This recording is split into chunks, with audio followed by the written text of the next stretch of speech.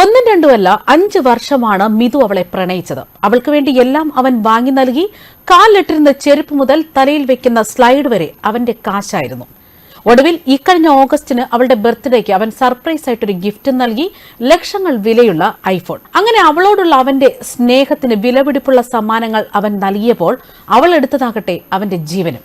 5 വർഷമായി പ്രണയത്തിലായ ഈ പെൺകുട്ടിയുമായി 2 വീട്ടുകാരുടെയും വാക്കാലുള്ള സമ്മതത്തിൽ വിവാഹ നിശ്ചയം വരെ നടന്നിരുന്നു എന്നാണ് മിതുവിന്റെ ബന്ധുക്കൾ പറയുന്നത്. ഇപ്പോഴത്തെ ഈ സംഭവത്തിൽ വിവാഹ വാഗ്ദാനം നൽകി പ്രണയിച്ച് ഒടുവിൽ പെൺകുട്ടി ചതിച്ചതോടെ 23-കാരന് നെയ്യാറ്റിങ്കര വഴുതൂർ സ്വദേശി മിതുമോഹൻ ആത്മഹത്യ ചെയ്ത സംഭവത്തിൽ ബന്ധുക്കൾ ഇപ്പോൾ പോലീസിൽ പരാതി നൽകി.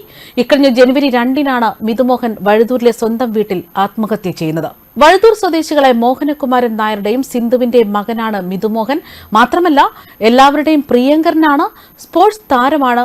മിതുവിന്റെ മരണവുമായി ബന്ധപ്പെട്ടിപ്പോൾ കൂടുതൽ വിവരങ്ങൾ പുറത്തുവിടുകയാണ് കർമ്മ ന്യൂസ്. എന്റെ ജ്യേഷ്ഠൻ കഴിഞ്ഞ ദിവസം ചൊവ്വാഴ്ച ഒരു 11 മണിയോടുകൂടിയൊക്കെ തൂങ്ങി മരിക്കാനുള്ള സ്ഥിതി ഉണ്ടായി. അതിന്റെ കാരണം എന്ന് പറഞ്ഞാൽ അവൻ 5 വർഷം കൊണ്ട് ഒരു പെൺകുട്ടിയുമായിട്ട് അടുപ്പത്തിലായിരുന്നു. അത് വിവാഹം വരെ എത്തിയ ബന്ധമായിരുന്നു. വീട്ടുകാർ തമ്മിൽ എൻഗേജ്മെന്റ് വരെ നടത്താമെന്ന് ആലോചിച്ച് ഉറപ്പിച്ച ബന്ധമായിരുന്നു. അതിൽ ആ പെൺകുട്ടിക്ക് അവസാനം എന്തോ ഇതൊക്കെ ആയിട്ട് ആ പെൺകുട്ടി പിന്മാറുന്ന സാഹചര്യത്തിൽ എൻ്റെ ജ്യേഷ്ഠന് അത് ഒട്ടും താങ്ങാൻ പറ്റിയില്ല. അത്രയ്ക്ക് ഇഷ്ടമായിരുന്നു. ആ സാഹചര്യത്തിൽ എൻ്റെ ചേട്ടൻ അങ്ങനെയാണ് ഈ വിഷമം കൊണ്ട് ഹൃദയം പൊട്ടിയാണ് എൻ്റെ ചേട്ടൻ ഈ ആത്മഹത്യ ചെയ്യാനുള്ള കാരണം ഉണ്ടായിട്ടുള്ളത്.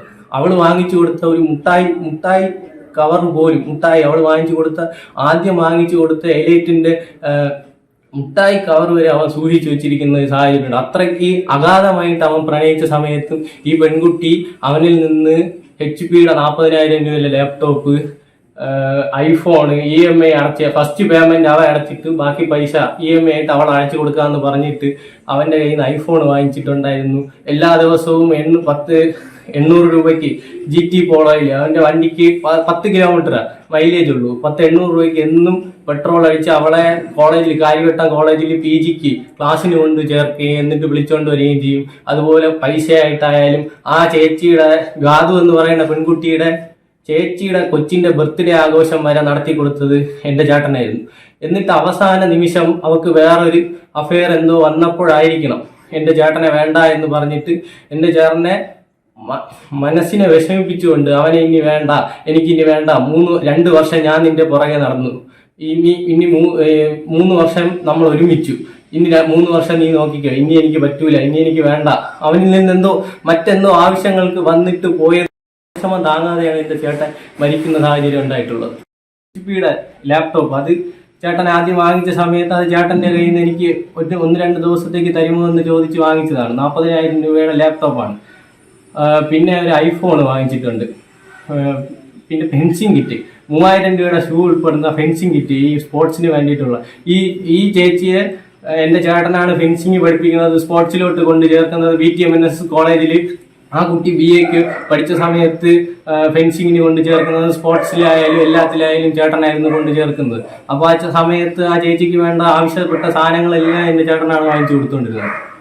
വാഗ്ദാനം കൊടുത്ത് പറ്റിച്ച എൻ്റെ ചേട്ടൻ മരിക്കുന്നതിൻ്റെ തലേ ദിവസം വരെ എൻ്റെ ചേട്ടൻ്റെ അമ്മയുടെ അടുത്ത് എല്ലാവരുടെ അടുത്തും പറയായിരുന്നു ഈ കാര്യം ഇങ്ങനെയാണെന്ന് പറഞ്ഞിട്ട്. എൻ്റെ വലിയമ്മ ഈ പെൺകുട്ടിയെ കാണാൻ പോകുന്നുള്ള അവസരം ഉണ്ടായിട്ടുണ്ട്.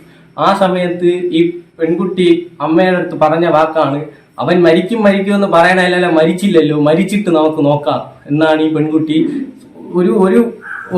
ഒരു മകന്റെ അമ്മ പോയിട്ട് ഒരു പെൺകുട്ടിയുടെ കാല് പിടിക്കുകയാണ്. ആ സമയത്ത് പോലും ആ പെൺകുട്ടിയുടെ മനോഭാവം എന്താണെന്ന് മനസ്സിലാക്കണം. അവൻ മരിച്ചു കാണണമെന്നുള്ള അതിയായ ആഗ്രഹം ഉണ്ടായിരുന്നു എന്നതാണ് ഇതിലൂടെ നമുക്ക് കാണാൻ സാധിക്കുന്നത്. ഇത് വിവാഹ വാഗ്ദാനം നൽകി പറ്റിച്ചതാണ്. ആ ചേച്ചി എൻ്റെ ചേട്ടനോട് ചോദിച്ചിട്ടുണ്ട്, ഇതുപോലെ നവംബറിൽ നമുക്ക് എൻഗേജ്മെന്റ് നടത്താമോ എന്നൊക്കെ ചോദിച്ചിട്ടുണ്ട്.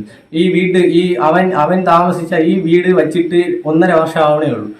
ഈ വീട് പാല് കാച്ചിന്റെ സമയത്ത് ആ ചേച്ചിയുടെ അമ്മയും ആയിട്ടൊക്കെ ഇവിടെ വന്ന് ഇവിടെ വേണ്ട ഗിഫ്റ്റുകൾ കൊടുത്തു. എൻ്റെ ചേട്ടനും വലിയമ്മയും വലിയച്ഛനുമായിട്ട് അവളെ വീട്ടിൽ പോയി അവരെ ക്ഷണിച്ചു. ഇവരെല്ലാവരും അങ്ങോട്ടും ഇങ്ങോട്ടും വീടുകളിൽ അങ്ങോട്ടും ഇങ്ങോട്ടും ബന്ധമായിരുന്നു. മാമി, അതായത് ആ ചേച്ചിയുടെ അമ്മ എൻ്റെ ചേട്ടനെ എന്നും വിളിക്കുമായിരുന്നു. മരിക്കുന്നതിന് മുമ്പ് എൻ്റെ ചേട്ടൻ ആ മാമി ബന്ധപ്പെട്ടിട്ടുണ്ട്. ആ മാമി അവസാനം എന്തോ പറഞ്ഞു, നീ പോയി ചാവ് എന്ന് പറഞ്ഞതിന് സമമായി ആ കാര്യങ്ങളെല്ലാം അവൻ്റെ നോട്ടിലുണ്ട്. ആ ഒരു ഇതില് അവൻ എല്ലാരും കൂടെ ഇതായപ്പോ ആ ചേച്ചിയുടെ അമ്മ എല്ലാരും കൂടെ പറഞ്ഞപ്പോ അവന് മനോവിഷമം താങ്ങാൻ വയ്യാതെയാണ് എൻ്റെ ചേട്ടൻ മരണപ്പെടാനുള്ള സാഹചര്യം ഉണ്ടായിട്ടുള്ളത്. നെയ്യാറ്റിൻകര സ്റ്റേഷനിൽ ഇന്നലെ പരാതി കൊടുത്തിട്ടുണ്ട്. എന്തിനാണ് കൊടുത്തത്? വിവാഹ വാഗ്ദാനം നൽകി പറ്റിച്ചു, പിന്നെ ആത്മഹത്യാ പ്രേരണ, ഇത് രണ്ടുമാണ് നമ്മൾ ഉൾപ്പെടുത്തിയിട്ടുള്ള വിഷയം. ലാസ്റ്റായിട്ട് വിളിച്ച സമയത്ത് പറഞ്ഞതാണ്, അങ്ങനെയാണെങ്കിൽ നീ പോയി ചാവട പട്ടി എന്നാണ് ഈ ചേച്ചി എൻ്റെ ചേട്ടനോട് പറഞ്ഞിട്ടുള്ളത്. ഇവരുടെ ഫോട്ടോയുടെ ബാക്കിലാണ്, ഇവർ രണ്ടുപേരും ഒരുമിച്ചിരിക്കുന്ന ഫോട്ടോയുടെ ബാക്കിലാണ് എൻ്റെ ചേട്ടൻ 3 പേപ്പർ ഉണ്ടായിരുന്നു. അതിൽ ഒന്നിൽ അവൻ എഴുതിയിരുന്നത് ഒരു ശ്ലോകമായിരുന്നു.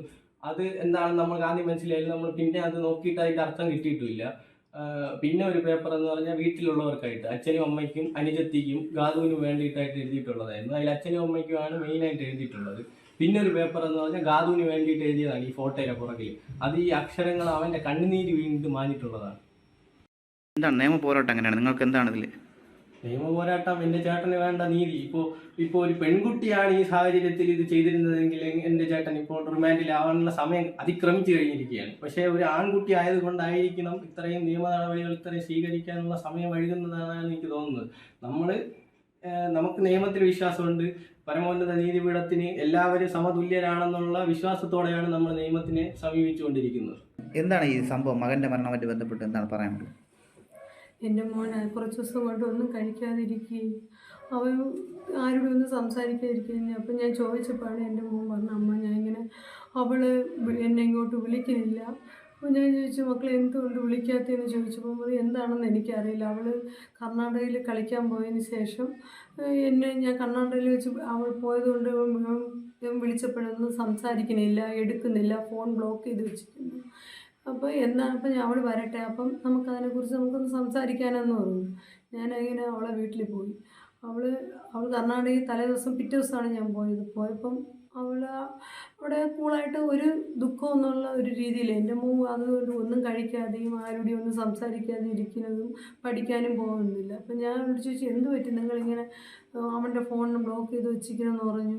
അപ്പോൾ അവൾ പറഞ്ഞു, ഇല്ല ഞാൻ ആ ബ്ലോക്ക് ചെയ്തു. ഇല്ല ഞാനും വിളിച്ചല്ലോ, അപ്പോൾ നീ എൻ്റെ ഫോണിൽ തന്നെ ഞാൻ വിളിച്ചപ്പം ബ്ലോക്ക് ചെയ്തല്ലേ വെച്ചേക്കണേന്ന് ചോദിച്ചു.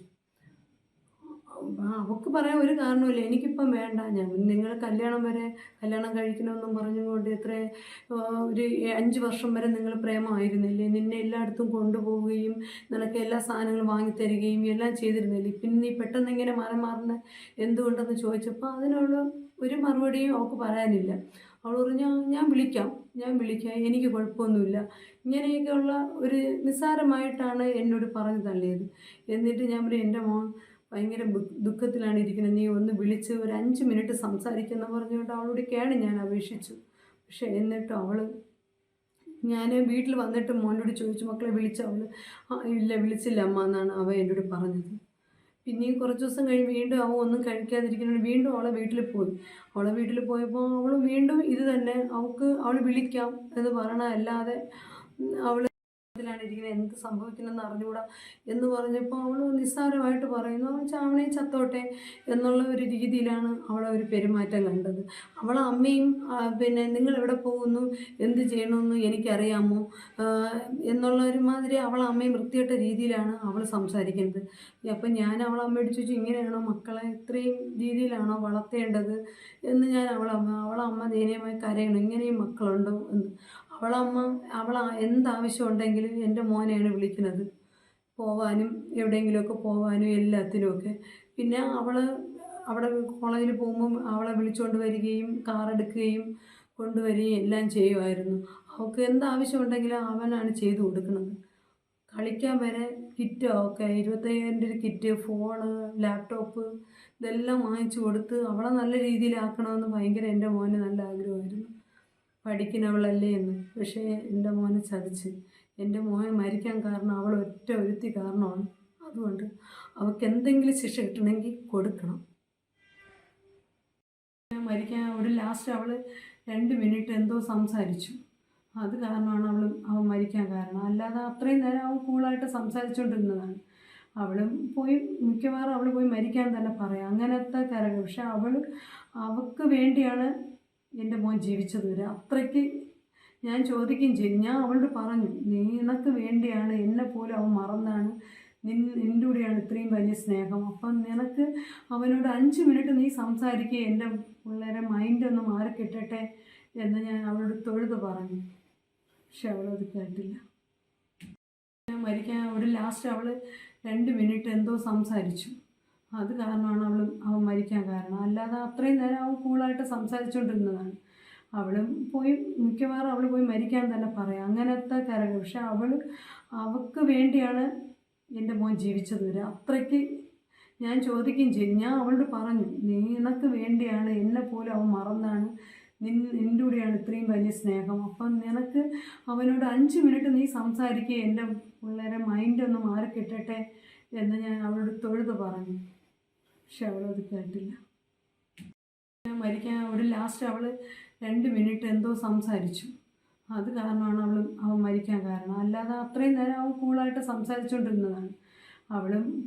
മിക്കവാറും അവൾ പോയി മരിക്കാൻ തന്നെ പറയാം, അങ്ങനത്തെ കരകൾ. പക്ഷെ അവൾക്ക് വേണ്ടിയാണ് എൻ്റെ മോൻ ജീവിച്ചത് വരെ. അത്രയ്ക്ക് ഞാൻ ചോദിക്കുകയും ചെയ്തു. ഞാൻ അവളോട് പറഞ്ഞു, നിനക്ക് വേണ്ടിയാണ്, എന്നെ പോലും അവൻ മറന്നാണ്, നിൻ്റെ കൂടെയാണ് ഇത്രയും വലിയ സ്നേഹം. അപ്പം നിനക്ക് അവനോട് 5 മിനിറ്റ് നീ സംസാരിക്കുക, എൻ്റെ പിള്ളേരെ മൈൻഡൊന്ന് മാറി കിട്ടട്ടെ എന്ന് ഞാൻ അവളോട് തൊഴുത് പറഞ്ഞു.